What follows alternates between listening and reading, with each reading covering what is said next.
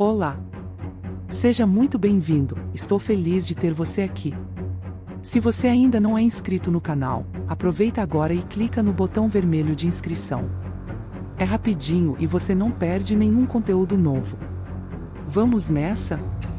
A sombra do falso amigo. Você nunca imagina que o veneno virá em seu copo favorito, servido pela mão que você mais aperta. Eu tinha um emprego respeitado como enfermeira, um apartamento próprio e uma mãe viva. Hoje, verifico o fundo da minha carteira tentando decidir se compro remédio ou comida. A diferença entre esses dois mundos tem nome, sobrenome e um belo sorriso. Ele usa meu projeto para salvar vidas enquanto destruiu a minha com precisão cirúrgica. Rafael Nogueira, o danjo da enfermagem, segundo a reportagem de capa da revista Saúde e Bem-Estar deste mês. O mesmo Rafael que entrou no meu computador de madrugada para sabotar anos de meu trabalho. O mesmo que segurou minha mão no funeral da minha mãe, que morreu chamando por mim em um hospital onde eu estava proibida de entrar por ordem dele. Quase ninguém acreditou na minha versão. Você acreditaria? Ou também veria apenas uma mulher desesperada inventando conspirações para justificar seu fracasso? A verdade é muito mais obscena que qualquer ficção. E antes que você pense, isso nunca aconteceria comigo, deixe-me contar exatamente como um melhor amigo arquitetou minha destruição enquanto sorria em meu rosto. Porque o pior tipo de monstro não esconde-se debaixo da cama, ele senta ao seu lado na mesa do café. Laços que estrangulam desde criança, sempre acreditei que cuidar das pessoas era minha missão.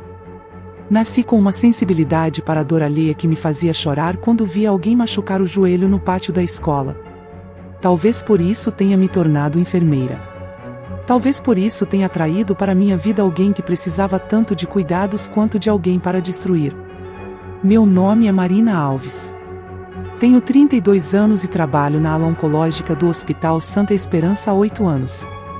Minha vida sempre foi sobre dar tempo, dar atenção, dar conforto aos que sofrem. Era conhecida entre os pacientes como a enfermeira dos olhos gentis, aquela que ficava alguns minutos a mais segurando uma mão trêmula, aquela que explicava com paciência cada procedimento, quebrando o medo com pequenos gestos de humanidade. O hospital se erguia no centro da cidade como um monumento de vidro e concreto, imponente contra o céu de São Paulo. Seus corredores eram labirintos de destinos cruzados, de histórias interrompidas e recomeçadas. Ali, entre paredes brancas e o cheiro persistente de álcool, eu encontrava sentido. Ali também conheci Rafael. Ele chegou numa manhã de abril para substituir um enfermeiro que se aposentara. Alto, com cabelos escuros sempre bem cortados e um sorriso que parecia ensaiado para esconder algo mais profundo. Rafael tinha uma competência que impressionava. Suas mãos moviam-se com precisão ao aplicar medicações, seus relatórios eram impecáveis, sua memória para nomes e doses era quase sobrenatural. Não demorou para que todos notassem seu talento. O relógio de parede da sala dos enfermeiros marcava exatamente 14h37 quando trocamos mais que palavras de trabalho pela primeira vez. Estávamos sozinhos no intervalo, e ele perguntou sobre a pequena ampulheta que eu sempre carregava no bolso do uniforme. Era uma herança da minha avó, um simples objeto de vidro e madeira que simbolizava para mim a fragilidade do tempo e a importância de cada momento. Rafael ouviu minha história com uma atenção que me fez sentir importante, vista. Naquele instante, a ampulheta se virou em minha vida, e os grãos começaram a cair numa contagem regressiva para o desastre. Os meses que seguiram teceram entre nós o que eu acreditava ser uma amizade verdadeira. Dividíamos plantões noturnos, cafés amargos da máquina do corredor, segredos de nossas vidas fora do hospital. Rafael conheceu minha mãe viúva, visitou meu pequeno apartamento repleto de plantas e livros. Conheceu meus sonhos. Eu contei a ele sobre meu projeto de criar um programa de suporte psicológico para pacientes terminais, uma ideia que vinha desenvolvendo há anos, compilando pesquisas, casos e métodos. Era meu coração transformado em proposta concreta. Quando a diretoria do hospital anunciou uma vaga para coordenar um novo setor de cuidados paliativos, vi a chance de transformar meu projeto em realidade. Passei noites aprimorando a proposta, verificando estatísticas, refinando detalhes. Rafael me incentivava, dizia que meu projeto era revolucionário, que eu nascerá para aquela posição. Às vezes, pegava a ampulheta da minha mesa e a virava, dizendo que era só questão de tempo até eu conseguir. Seus olhos brilhavam quando dizia isso, mas hoje entendo que aquele brilho não era admiração, era algo mais profundo e mais escuro. A primeira sabotagem foi tão sutil que não percebi. Alguns documentos importantes para minha apresentação à diretoria simplesmente desapareceram da minha gaveta. Encontrei-os mais tarde, fora de ordem, dentro de uma pasta de pacientes antigos. Achei que fosse apenas distração minha, estresse pelo excesso de trabalho. Rafael me ajudou a organizar tudo de novo, ficou até mais tarde comigo. Sua presença era um conforto, e sua ajuda, um alívio. Depois, foram pequenos incidentes. Uma paciente afirmou que eu havia prometido trazer fotos de minha viagem a Porto Seguro, viagem que nunca fiz. Outro reclamou que eu havia dito que seu tratamento terminaria em 2 semanas, quando na verdade seriam 2 meses. Os mal-entendidos se acumulavam, e minha reputação de enfermeira atenciosa e precisa começou a sofrer pequenas rachaduras. Rafael sempre estava por perto, testemunhando meus momentos de confusão, oferecendo apoio com palavras suaves. Todo mundo erra, Marina. Você tem trabalhado demais. A ampulheta em meu bolso parecia pesar mais a cada dia. Os grãos caíam inexoravelmente enquanto a data da apresentação do meu projeto se aproximava. A chefe de enfermagem, doutora Teresa, havia me dado uma oportunidade única, 15 minutos para apresentar minha proposta ao conselho diretor do hospital. 15 minutos para mudar minha vida e a de inúmeros pacientes. Na véspera da apresentação, Rafael apareceu com uma garrafa de vinho em meu apartamento. Para celebrar antecipadamente, disse ele. Conversamos até tarde, e pela primeira vez, falou de seus próprios sonhos. Queria criar um método de acompanhamento para famílias de pacientes terminais. Seu projeto era surpreendentemente similar ao meu em vários aspectos, mas com um enfoque diferente. Fiquei feliz pela sincronicidade de nossas ambições. A noite terminou com um abraço longo, um abraço que agora recordo como o de Judas. Acordei na manhã seguinte com uma mensagem no celular. A doutora Teresa precisava me ver com urgência antes da apresentação. Seu rosto estava grave quando cheguei ao hospital. Em sua mesa, havia cópias impressas do meu projeto, mas não eram do arquivo final que eu havia preparado. Eram versões antigas, cheias de erros, concessões incompletas e dados incorretos. Pior, havia trechos inteiros copiados de artigos publicados, sem citações adequadas. O que eu via diante de mim era um trabalho amador e, aos olhos da diretoria, um caso flagrante de plágio. O tempo parou. O tic-tac do relógio na parede se distanciou, como se eu estivesse submersa em águas profundas. A voz da doutora Teresa chegava abafada aos meus ouvidos. A apresentação estava cancelada, haveria uma investigação, minha integridade profissional estava em questão. Tentei explicar que aquele não era meu trabalho final, que havia algo errado, mas as palavras soavam vazias, desesperadas. Saí do escritório em estado de choque. No corredor, Rafael aguardava. Seus olhos mostravam preocupação, mas havia algo mais, uma satisfação contida, tão sutil que apenas alguém que o conhecesse muito bem poderia perceber. Contei-lhe o ocorrido, busquei consolo em seu abraço. Ele sugeriu que talvez eu tivesse enviado o arquivo errado por engano, que o estresse havia afetado meu discernimento. E então, como quem não quer nada, mencionou que também havia submetido um projeto para a mesma posição. Aquela noite, sozinha em meu apartamento, virei a ampulheta várias vezes, observando os grãos caírem em um ciclo infindável, como lágrimas de areia. Algo começava a se clarear em minha mente, um padrão, uma suspeita. Abri meu computador e encontrei meu arquivo original intacto. Não havia erro possível, alguém havia sabotado meu trabalho deliberadamente. Na semana seguinte, eu vagava pelos corredores do hospital como um fantasma.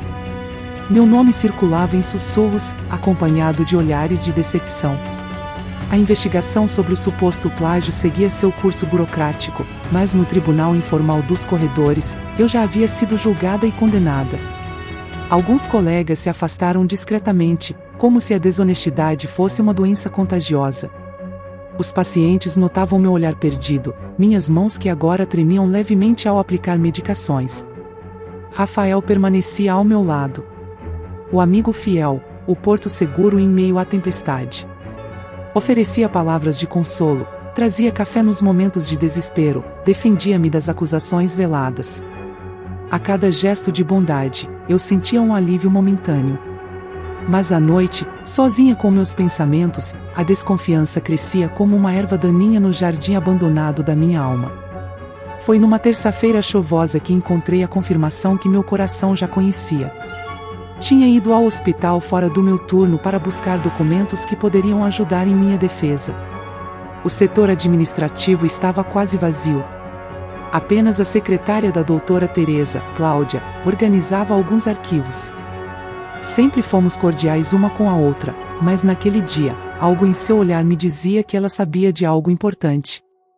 Marina, ela disse em voz baixa, olhando ao redor para garantir que estávamos sozinhas, você deveria verificar os acessos ao seu computador do hospital. E talvez as gravações das câmeras do corredor dos dias antes da sua apresentação. Não precisou dizer mais nada. Com a ajuda discreta do técnico de TI, que sempre foi meu paciente quando passou por uma quimioterapia difícil anos atrás, descobri que alguém havia acessado minha conta do sistema do hospital às 2h14 da madrugada anterior à minha apresentação. As câmeras de segurança mostravam uma figura entrando na sala dos enfermeiros naquele exato horário, Rafael, usando o crachá que eu havia esquecido em sua casa dias antes. A ampulheta em meu bolso parecia pesar 1 tonelada. Aquela noite, sentada em meu apartamento, revirei cada momento dos últimos meses. O padrão era claro como cristal. Cada documento perdido, cada mal-entendido com pacientes, cada pequeno erro em meus registros, tudo aconteceu após compartilhar meus planos com Rafael. E sempre, sempre ele estava lá para me consolar, para me ajudar a corrigir os meus erros. A verdade é um líquido corrosivo que dissolve as ilusões, deixando apenas a dor nua. Rafael nunca havia sido meu amigo. Cada conversa, cada confidência, cada momento que acreditei ser de conexão genuína, tudo não passava de uma elaborada arquitetura de destruição. A pessoa em quem mais confiei estava metodicamente demolindo minha carreira, tijolo por tijolo, com a precisão de um cirurgião. 2 dias depois, Rafael foi anunciado como o novo coordenador do setor de cuidados paliativos. Seu projeto, tão parecido com o meu em sua essência, foi elogiado por sua originalidade e profundidade. A cerimônia de anúncio aconteceu no auditório principal. Observei de longe, escondida na última fileira, enquanto ele sorria e agradecia a oportunidade. Nossos olhares se cruzaram por um segundo. Não havia triunfo em seus olhos, nem culpa. Apenas um vazio calculista que finalmente reconheci pelo que era. Naquela mesma tarde, recebi a notificação oficial. Eu estava suspensa por tempo indeterminado, pendente o resultado final da investigação sobre o plágio. Meu crachá foi desativado, meu acesso ao sistema bloqueado. 8 anos de dedicação, de noite sem dormir cuidando de pacientes, de lágrimas silenciosas derramadas nos banheiros após perder alguém que aprendi a amar, tudo reduzido a uma carta fria de suspensão. A investigação durou 3 meses. 3 meses de insônia, de ansiedade devorando minhas entranhas, de ligações não atendidas de amigos confusos. A ampulheta permanecia parada em minha mesa de cabeceira, e eu não tinha coragem de virá-la, como se o tempo devesse congelar até que a justiça fosse feita. As provas que reuni sobre a sabotagem de Rafael pareciam convincentes para mim, mas soavam como as desculpas desesperadas de uma profissional desmascarada aos olhos da comissão de ética. Rafael havia sido cuidadoso, meticuloso em sua traição. As gravações das câmeras, deletadas por erro técnico antes que pudessem ser analisadas oficialmente. Os logs de acesso ao sistema? Inconclusivos, pois Rafael alegou que eu havia pedido sua ajuda para finalizar o projeto naquela noite. E quem poderia provar o contrário? A palavra dele contra a minha. A palavra do novo prodígio do hospital, o coordenador inovador que já implementava mudanças celebradas por todos, contra a da enfermeira desesperada que não soube aceitar seu fracasso. O veredicto chegou numa tarde de inverno, culpada de negligência profissional e violação de propriedade intelectual. Não fui apenas demitida, fui banida. Meu nome entrou para uma lista que circula informalmente entre hospitais, aquela que ninguém admite existir, mas que fecha portas invisíveis para sempre. Tentei outros hospitais, clínicas, até mesmo casas de repouso. As entrevistas seguiam um padrão dolorosamente previsível: interesse inicial ao ver minha experiência, seguido por um súbito "vamos entrar em contato" após uma ligação ou e-mail misterioso. A palavra havia se espalhado. Eu era uma pária em minha própria profissão. Um mês depois, precisei vender meu apartamento. As economias evaporaram, as contas continuavam chegando. Mudei-me para um quarto alugado na periferia, carregando apenas roupas, alguns livros e, claro, ampulheta. Minha mãe adoeceu com a situação, o estresse desencadeou problemas cardíacos que ela já vinha controlando há anos. A ironia cruel: ela foi internada no Santa Esperança, e eu não podia visitá-la por estar proibida de entrar no hospital. Foi minha antiga paciente, Dona Jurema, quem me ligou num domingo chuvoso. Minha mãe havia piorado e perguntava por mim. Desobedecendo à proibição, entrei no hospital usando o jaleco antigo e um crachá falsificado. O desespero nos empurra para atos que nunca imaginaríamos cometer. Consegui chegar até o quarto dela sem ser notada. Minha mãe parecia ter envelhecido 10 anos em poucos meses. Seus olhos, tão parecidos com os meus, estavam afundados em olheiras profundas. Quando me viu, um fraco sorriso iluminou seu rosto por um instante. Segurei sua mão, aquela mão que havia me guiado por tantos anos, agora frágil como um passarinho ferido. Não devia ter vindo, ela sussurrou. É perigoso para você. Enquanto tentava tranquilizá-la, a porta se abriu. Rafael entrou, acompanhado por 2 seguranças. Seu novo cargo lhe dava acesso a todas as alas, e algum funcionário devia ter me reconhecido. Seus olhos encontraram os meus, e pela primeira vez, não havia máscara. Apenas o puro e simples prazer de me ver derrotada. Sinto muito, Marina, mas você está proibida de entrar aqui, ele disse, sua voz carregando uma falsa compaixão que fez meu estômago revirar. Eu entendo sua preocupação com sua mãe, mas regras são regras. Prometo pessoalmente que ela terá o melhor cuidado. Os seguranças me escoltaram para fora, segurando meus braços com força desnecessária, enquanto eu olhava para trás, para minha mãe, imóvel na cama, lágrimas silenciosas escorrendo por seu rosto enrugado. A humilhação queimava em meu peito como ácido. 3 dias depois, ela faleceu. Sozinha. Sem que eu pudesse segurar sua mão no momento final. O hospital generosamente permitiu que eu comparecesse ao velório, sob os olhares vigilantes da segurança. Em casa, naquela noite, tirei a ampulheta do bolso. Os grãos de areia pareciam congelados entre os 2 bulbos de vidro, como se nem mesmo o tempo quisesse continuar depois de tamanha injustiça. Com um movimento súbito, arremessei-a contra a parede. O vidro se estilhaçou, a areia se espalhou pelo chão como lágrimas solidificadas.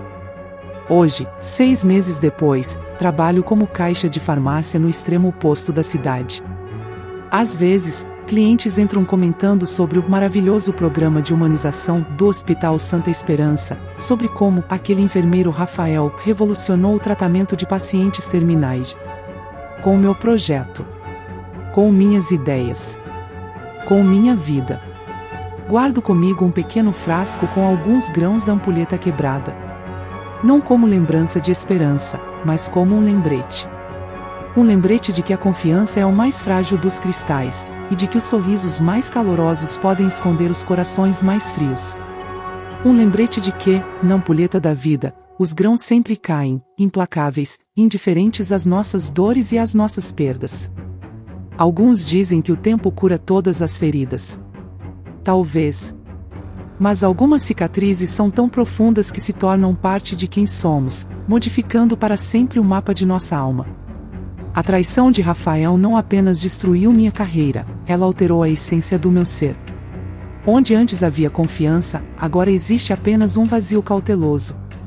Onde havia sonhos, apenas a cinza fria da desilusão. E mesmo assim, respiro. Continuo. Como os grãos de areia que insistem em cair, mesmo numa ampulheta quebrada. Esta é minha história, mas poderia facilmente ser a sua. A traição tem muitas faces, muitos nomes, muitos métodos. Se algo nesta narrativa tocou seu coração ou acendeu um alerta em sua mente, talvez seja porque você também conhece o gosto amargo da deslealdade. Ou talvez porque, como eu antes, você caminha inocentemente ao lado de alguém que sorri enquanto planeja sua queda. Carrego os grãos quebrados da minha ampulheta como lembrete, não como fardo. Um dia, talvez, transformarei esta dor em algo maior que mim mesma. Se você quiser acompanhar essa jornada, se quiser conhecer os próximos capítulos desta história que ainda não terminou, siga-me. Porque se aprendi algo em toda essa tragédia é que nossa história nunca é apenas sobre nossa queda, é sobre como escolhemos nos levantar depois dela. E Rafael, se por acaso você estiver lendo isto, saiba que ampulhetas quebradas ainda podem cortar profundamente. E tempo, esse recurso que você pensou ter me roubado completamente, é a única coisa que ninguém pode controlar para sempre.